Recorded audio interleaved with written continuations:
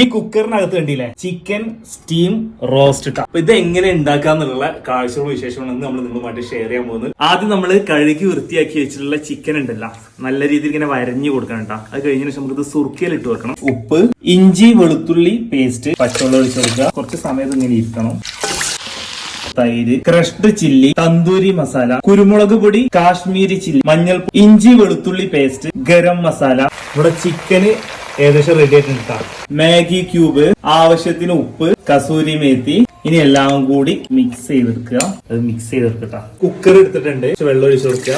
ചെറുനാരങ്ങ ഗ്ലാസ് വെച്ച് കൊടുക്കുക. നമ്മൾ മസാല തേച്ച് വെച്ചിട്ടുള്ള ചിക്കൻ ഇതിനകത്തേക്ക് വെച്ച് കൊടുക്കുക. കുക്കറിനകത്തേക്ക് വൈറ്റ് എള്ള് ഇതിന്റെ മുകളിലൊക്കെ അങ്ങോട്ട് ഇട്ട് കൊടുക്കുക.